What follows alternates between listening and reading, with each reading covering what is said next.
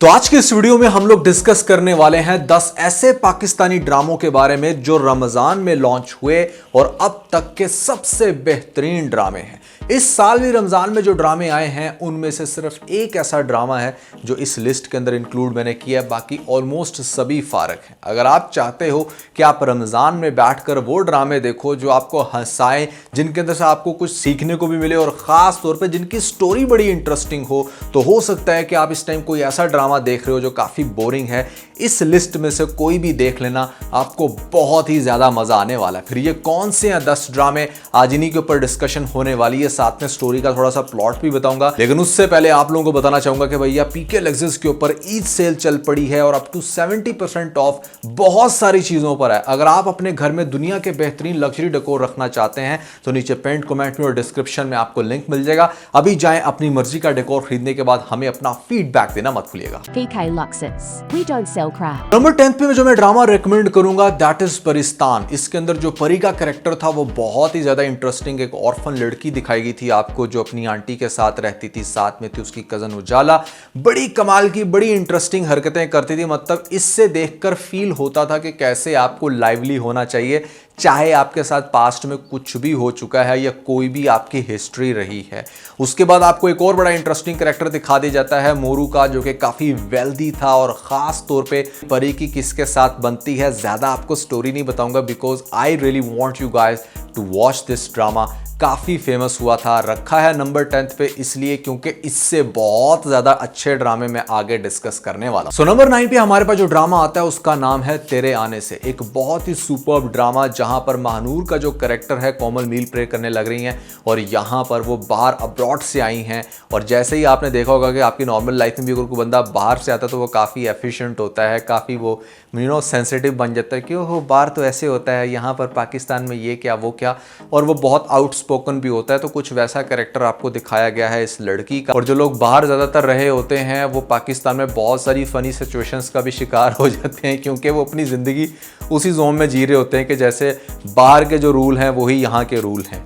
इस वजह से ये ड्रामा आपको बड़ा इंटरेस्टिंग लगेगा। महानूर का कैरेक्टर बड़ा मजे का है। इसका इंटरेक्शन होता है माहिर के साथ जो कि basically Muneeb Bhatt role play कर रहे थे, जो पाकिस्तान के ट्रेडिशन को बहुत अच्छे से समझते हैं, हमारी ट्रेडिशनल वैल्यूज़ को, और वो अपनी फैमिली के अंदर भी वही वैल्यूज़ रखना पसंद करते हैं। अब जब इसका इंटरेक्शन होगा महानूर के साथ तो सोचें कि क्या होगा। एक वो बंदी जो बाहर रही है और एक वो बंदा जो पाकिस्तान के अंदर पाकिस्तान के ट्रेडिशंस को फॉलो कर रहा है, तो इन दोनों का जो कॉम्बिनेशन था वो बहुत सारी फनी और इंटरेस्टिंग सिचुएशंस को एक्सपोज करेगा इस ड्रामे के अंदर और आपको अच्छा खासा मजा आएगा। ये ड्रामा बहुत ही ज़्यादा इंटरटेनिंग था। जिन लोगों ने देखा वो कमेंट्स के अंदर आपको जरूर बताएंगे। सो नंबर 8 पे हमारे पास जो ड्रामा आता है उसका नाम है चांद तारा। चांद तारा भी बहुत ही सुपर्ब रमजान का ड्रामा था। एक ऐसा ड्रामा जिसके अंदर चांद का कैरेक्टर दानिश तैमूर प्ले करने लग रहे थे और साथ में थी आयजा खान।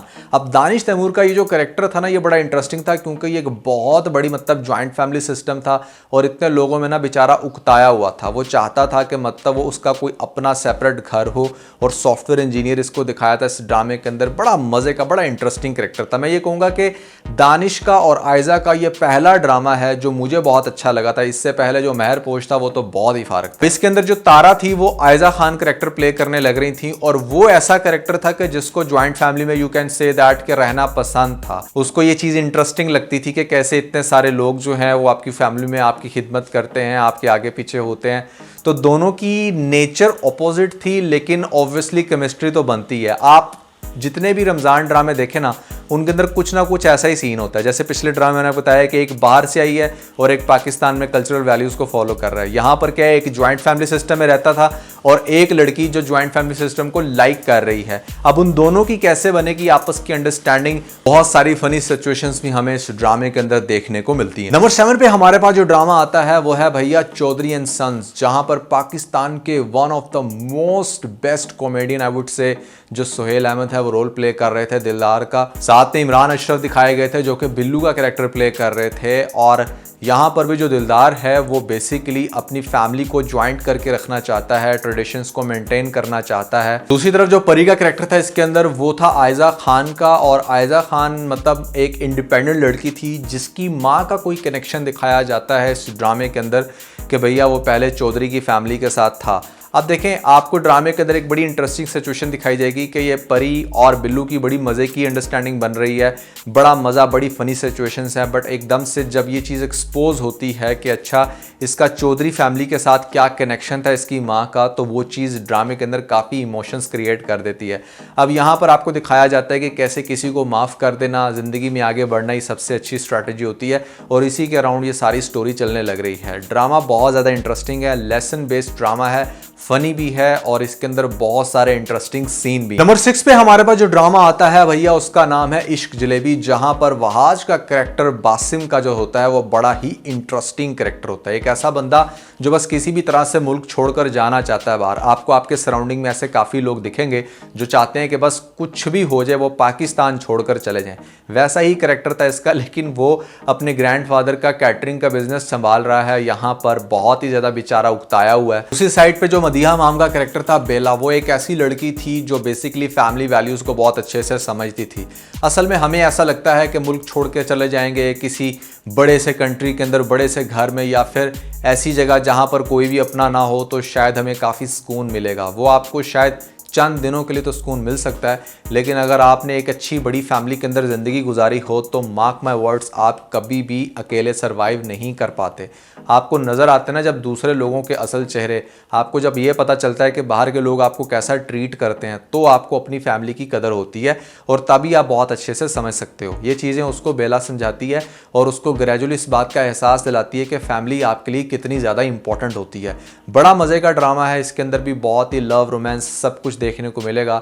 अगर आपने इश्क जलेबी नहीं देखा तो ज़रूर देखें, वहाज के फैंस तो वैसे भी बहुत ज़्यादा है मेरे चैनल पर। नंबर 5 पे जो ड्रामा आता है भैया, वो आजकल चल रहा है, उस ड्रामे का नाम है आसपास, जहां पर अरीशा का कैरेक्टर अगेन बड़ा इंटरेस्टिंग कैरेक्टर है, जो अपनी फैमिली को रियूनाइट करना चाहती है। वो चाहती है कि मतलब यहाँ पर उसकी माँ की जो अजमत है वो वापस आ जाए किसी तरह से, लेकिन जिस तरीके से वो अपनी सेकंड मदर के साथ चल रही है, जैसे फ़नी काम कर रही है, जो इंटरेस्टिंग सीन है, वो ड्रामे को अच्छा खासा मज़े का बना देते हैं। और वैसे भी भैया मैं आपको बताऊं, लाइबा का और जो अली अंसारी है, इनका बड़ा कमाल का कपल बन चुका है। और जब कोई एक कपल मशहूर हो जाता है ना, तो फिर नो रीज़न उस ड्रामे पर व्यूज़ भी बहुत ज़्यादा पड़ते हैं।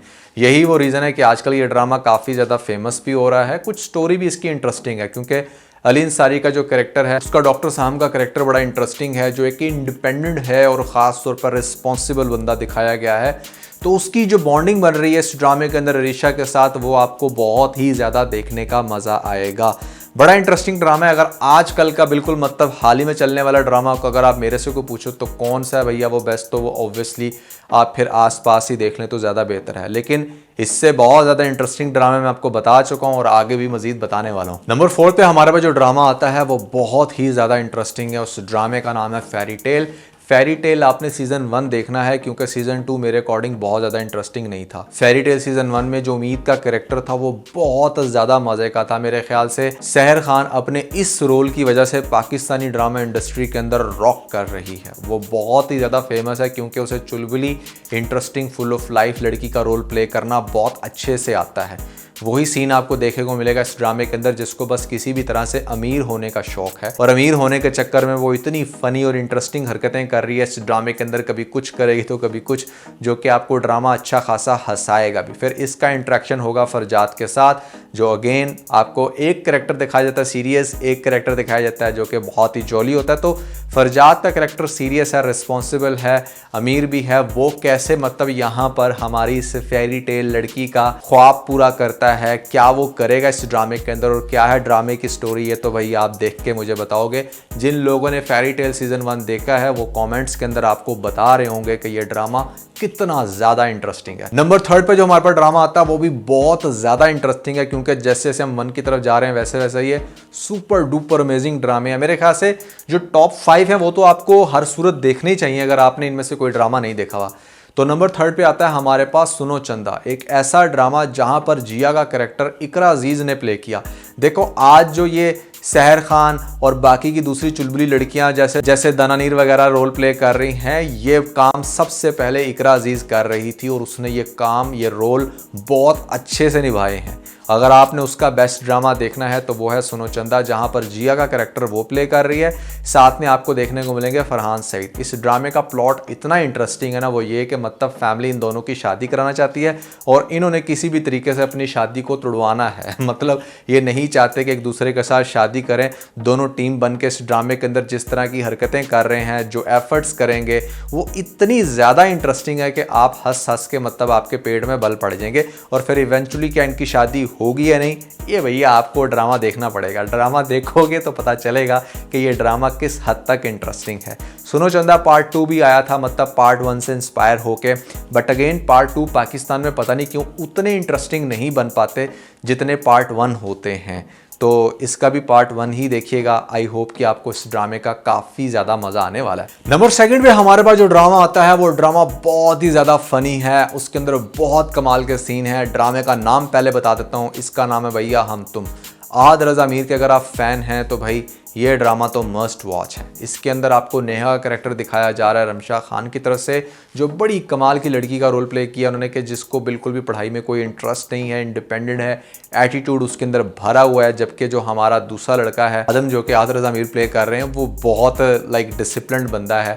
वो इसी के फादर के पास पढ़ता भी है और फिर इसका बार बार इंटरेक्शन और किस तरह से ये दोनों एक दूसरे को रिजेक्ट करते चले जाएंगे, आपको देखकर लगेगा कि यार ये तो कहीं से भी हीरो हीरोइन नहीं लग रहे। मतलब इट्स इम्पॉसिबल कि इन दोनों की भी आगे जाके बॉन्डिंग बने, बट फिर इवेंचुअली बनती है। कैसे बनती है, क्या होता है, ये मैं आप लोगों को छोड़ूंगा कि भैया ड्रामा देख के आप मुझे बताइएगा।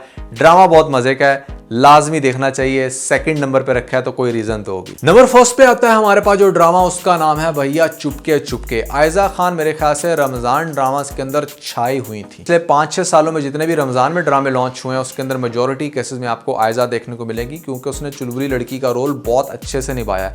इस ड्रामे के अंदर भी जो मीनू का कैरेक्टर था वो बहुत ही सुपर्ब था।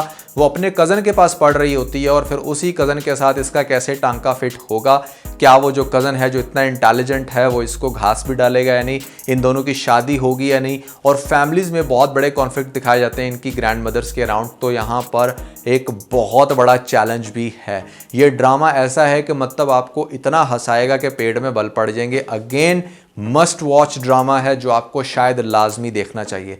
तो ये वो 10 ड्रामे हैं मेरे अकॉर्डिंग जो सबसे पहले किसी भी पाकिस्तानी इंडिविजुअल को देखने चाहिए भैया, एज़ कंपेयर के जो दूसरे ड्रामे आप लोग देख लेते हो जिनका देख के आप कहोगे कि यार कितनी बोरिंग, कितनी फजूल स्टूपिड स्टोरी है। टॉप रेटेड ड्रामास जो ऑलरेडी यूट्यूब पे अवेलेबल हैं उनको देखकर पहले खुद से एंटरटेन हो जाओ। हाँ, अगर ये 10 ड्रामे देख लिए तो उसके बाद फिर आप देखो कि अच्छा ठीक है कौन सा नया ड्रामा आ रहा है, किसके कैसे व्यूज़ चल रहे हैं।